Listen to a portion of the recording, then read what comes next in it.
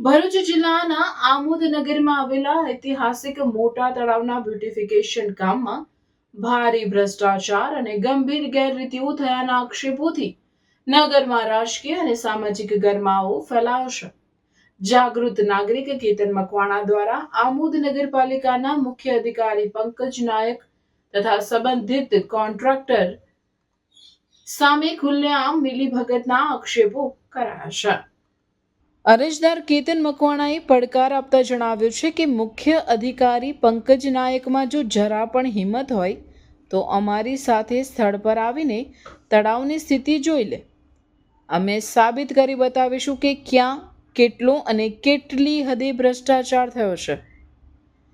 અરજદારનો વધુમાં આક્ષેપ છે કે મુખ્ય અધિકારી પંકજ નાયક એક તરફ લેખિતમાં કામ પૂર્ણ થયું હોવાનું જણાવે છે, જ્યારે બીજી તરફ મીડિયા સમક્ષ હજી થીંગડા મારવાના બાકી છે તેવી વાત કરે છે. આ રીતે એક જ મુદ્દે બે વિરુદ્ધ નિવેદન આપી જનતાને ગેરમાર્ગે દોરવાનો પ્રયાસ થયો હોવાનું પણ તેમણે જણાવ્યું. મોટા તળાવના બ્યુટિફિકેશન કામની શરૂઆતથી જ તેની ગુણવત્તા, ખર્ચ અને કામગીરીની પદ્ધતિ અંગે વિરોધ પક્ષ, કોંગ્રેસ તેમજ સ્થાનિક નાગરિકો દ્વારા ગંભીર શંકાઓ વ્યક્ત કરવામાં આવી હતી. આ કામમાં નીચી ગુણવત્તાની સામગ્રીનો ઉપયોગ અને ટેકનિકલ નિયમોની અવગણના થયાની ફરિયાદો પણ સામે આવે છે.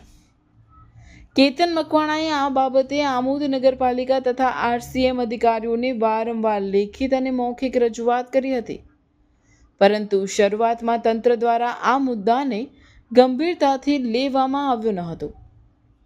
અંતે ઉપલી કચેરીમાં ફરિયાદ થતાં તંત્ર હરકતમાં આવ્યું અને તપાસ શરૂ કરાઈ. તપાસ બાદ તળાવ બ્યુટિફિકેશનના કોન્ટ્રાક્ટરને પીસીસી સંબંધિત ખામીઓ બદલ નોટિસ આપવામાં આવી હતી.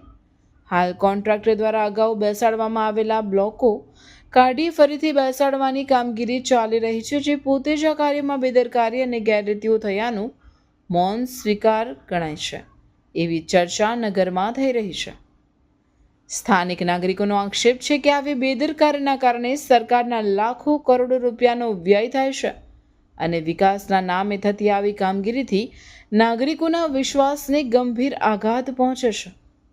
લોકો હવે માત્ર નિવેદનોથી સંતોષ નથી, પરંતુ સ્વતંત્ર અને પારદર્શક તપાસ સાથે જવાબદારી નક્કી કરવાની માંગ કરી રહ્યા છે. સુરત આરસીએમ દ્વારા સ્પષ્ટતા માંગતા આમોદ નગરપાલિકાના મુખ્ય અધિકારીએ લેખિત ખુલાસો આપ્યો હતો. જો કે કેતન મકવાણાનો દાવો છે કે આ ખુલાસો તથ્ય વિહોણો અને હકીકતથી દૂર છે.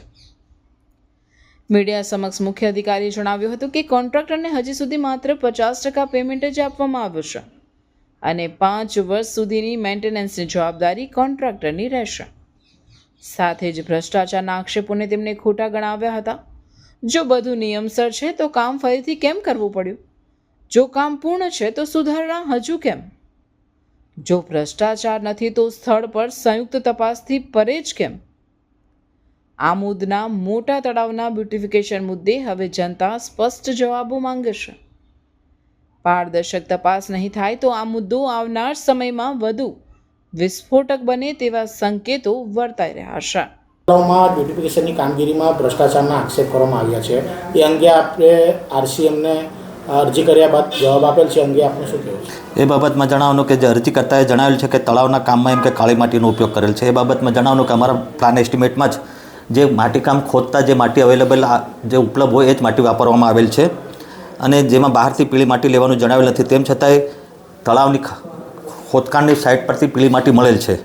કોન્ટ્રાક્ટર સાઇટ ઉપર ખોદકામ કરતાં જે માટી નીકળે છે તેનો ઉપયોગ કરેલ છે. પાળા બનાવના ચાલુ કામ દરમિયાન રેગ્યુલર પીએમસીની હાજરી હોય છે, તેમજ અત્રેની કચેરીના બાંધકામ એન્જિનિયર પણ વખતો વખત મુલાકાત લીધેલી હોય છે, તેમજ જીયુ ડેમના એન્જિનિયરો ટીમ દ્વારા પણ સદર કામ પર સમયાંતરે મુલાકાત લેતા હોય છે અને અમારી ટીપીઆઈ પણ એ કામ પર રેગ્યુલર સાઇટ પર વિઝિટ કરતા હોય છે, તેમજ ઇરમાની ટીમ પણ એ કામ પર વારંવાર વખતો વખત વિઝિટ કરેલ છે. આમ સમયાંતરે પાળાનું માટીકામ ટેસ્ટ રિઝલ્ટ એજન્સીએ પ્રાઇવેટ પ્રયોગશાળા તેમજ સરકારી પ્રયોગશાળા ઘેરીમાં કરાવેલ છે. બીજું એમણે એવું જણાવેલ છે કે જે બ્લોક બાબતમાં અમે તળાવની વિઝિટ કરતાં અમુક જગ્યાએ બ્લોક બેસી ગયેલ છે, તૂટેલ છે, તેમજ કર્બ બરોબર બેસાડ નથી. એ બાબતમાં અમે અમારી પીએમસીએ કોન્ટ્રાક્ટરને નોટિસ આપેલ છે અને બ્લોક ફરીથી બેસાડવા માટેની સૂચનાઓ આપેલ છે. તેમજ અમુક જગ્યાએ જે અરજી કરતાં એવું જણાવેલું હતું કે ચોમાસા પહેલાં એમ કે ગાબડું પડી ગયેલું હતું, એ પ્રી મોન્સૂન પહેલાં એટલે પહેલે ચોમાસામાં એ કે એને સુધારી દીધેલ છે. તેમજ અત્યારે તમને જણાવવાનું કે અમે અત્યારે સુધી એજન્સીને 50% સુધીનું જ પેમેન્ટ આપેલ છે, 50% પેમેન્ટ આપવાનું બાકી છે અને અમારી પીએમસીએ એને નોટિસ આપેલ છે કે કામ સુધારો કર્યા પછી જ એને આગળનું પેમેન્ટ આપવામાં આવશે. આ બાબતમાં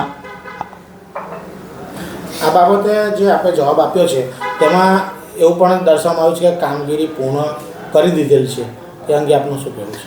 કામગીરી પૂર્ણ થઈ ગઈ છે, હજી અમુક જગ્યાએ એને રિપેરિંગ કરવાનું બાકી છે. એ જે કામગીરી પૂર્ણ થયા પછી અમે એને લેવાના છે. અને બીજું એમ જણાવવાનું કે આપને જણાવવાનું કે એ તળાવનું 5 વર્ષનું ઓપરેશન અને મેન્ટેનન્સ એ એજન્સીએ પોતે જ કરવાનું છે. જો ખરાબ ગુણવત્તાવાળું અને ખરાબ કામ કરશે તો 5 વર્ષમાં એ જો કામ ટકશે નહીં તો એને પોતાને વધારે જવાનું છે. અને અરજદાર કેતન મકવાણા દ્વારા એવો આક્ષેપ કરવામાં આવે છે કે મુખ્ય અધિકારી અને કોન્ટ્રાક્ટરની મિલીભગતના કારણે તેઓએ આવો જવાબ આપ્યો છે. આમાં કોન્ટ્રાક્ટર મુખ્ય અધિકારીને કંઈ લાગતો વળગતું ને કામ આની કન્ટિન્યુઅસ નિરંતર પીએમસીની હાજરી હોય, ટીપીઆઈની હાજરી હોય, અમારા એન્જિનિયરની હાજરી હોય, એના જે ટેસ્ટ રિઝલ્ટ રેગ્યુલરે લેવાતા હોય. અને હું તો હમણાં આવ્યો, મને સવા વર્ષ થયું, કામ મારા પહેલાં ચાલુ થયેલ છે. એટલે એમાં કોઈ મારે ને એની સાથે આ આક્ષેપ ખોટા છે. આમોદ નગરમાં મોટા તળાવ બ્યુટિફિકેશનના કામમાં જે 7 કરોડની માતબાર રકમનો વિકાસનું કામ થઈ રહેલું હતું, જેમાં ખૂબ મોટા પાયે ભ્રષ્ટાચાર થઈ રહ્યો હતો, જેના અનેક આધાર પુરાવાઓ સાથે મેં પ્રાદેશિક કમિશનરને ફોટોગ્રાફ સાથે પુરાવા સાથે રજૂઆત કરી હતી, અરજી કરી હતી. ત્યારે પ્રાદેશિક કમિશનરે આમોદ નગરપાલિકાના ચીફ ઓફિસર 7 દિવસમાં જવાબ માંગેલો હતો, પરંતુ ચીફ ઓફિસર સાહેબે 40 દિવસ પછી જે જવાબ મને આપ્યો તે હાસ્યાસ્પદ જવાબ આપેલો છે. કારણ કે તેમને દરેક મુદ્દામાં ખાલી કોન્ટ્રાક્ટરને બચાવવા તરફી જવાબ આપેલો છે. તેમને દરેક બાબતમાં એમ લખેલું છે કે નગરપાલિકાના એન્જિનિયર હોય, અધિકારી હોય, પીએમસી હોય, ટીપીઆઈ હોય, તેમના અધિકારીઓની દેખરેખમાં સારું એવું કામગીરી થઈ છે તેવું દર્શાવેલું છે. પણ જેટલા મેં આધાર પુરાવાના જેટલા મેં મુદ્દા આપેલા છે તેમાં તમે જાતે આજે અહીંયા આગળ સ્થળ પર જોઈ શકો છો, ખૂબ મોટા પાયે આગળ ભ્રષ્ટાચાર થયેલો છે. બ્લોકમાં પણ લેવલ વગરના બ્લોક બેસાડવામાં આવેલા છે. જે ગ્રીલો બેસાડવામાં આવેલી છે તે પણ ઘણી એવી જગ્યાએ માર્બલ પણ તૂટી ગયેલા છે, ગ્રીલ પણ નમી પડેલી છે. તેમજ જે અહીંયા આગળ રબર મેટલ જે બેસાડવામાં આવેલા છે જેમાં કાળી માટીનો ઉપયોગ થયેલો છે, જેમાં ઘણા એવા રબર મેટલ બેસી ગયેલા હતા. તેમને એમ દર્શાવેલું છે કે રબર મેટલ કમોસમીમાં બેસી ગયા હતા, તેનું સમારકામ થઈ ગયું છે. પણ ઓ સાહેબ, જવાબ આપવામાં જરા તો થોડા સાચી હકીકત લખો. જાતે અહીંયા આગળ સ્થળ પર આવીને જુઓ. આજે પણ ઘણી એવી જગ્યાએ રબર મેટલ તૂટેલા છે.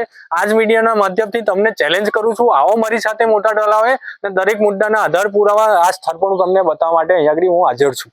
તેમજ જાતે અહીંયા આગળ આ કમ્પાઉન્ડ વોલની જે કામગીરી ચાલી રહેલી છે તેમાં લેવલ વગરના જે બીમ કોલમ પણ કરવામાં આવેલા છે, તે અકલાડી કામગીરી પણ કરવામાં આવી છે, તેના આધાર પુરાવા પણ અત્યારે અહીંયા આગળ હાજર છે.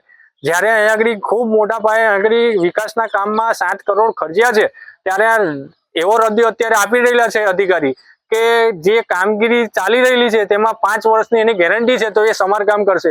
અરે સાહેબશ્રી, જ્યારે આપણે 10 લાખની ગાડી લેવા માટે જઈએ છીએ ત્યારે ગાડી પર આપણે ગોવો પડી જઈએ તોય નથી લેતા, કલર ઉખડે તોય નથી લેતા, ભલે એની વોરંટી હોય છે. ત્યારે આ સરકાર આટલી મોટી રકમ આપતી હોય ત્યારે જે તે તમારી જે એજન્સી છે એને ધ્યાન રાખીને આની સારી એવી કામગીરી કરાવવાની હોય છે. પરંતુ તમે કોન્ટ્રાક્ટર સાથે મિલીભગત કરીને આમાં ભ્રષ્ટાચાર કર્યો છે, જેના કારણે આજે કોન્ટ્રાક્ટરને તમે બચાવી રહેલા છો.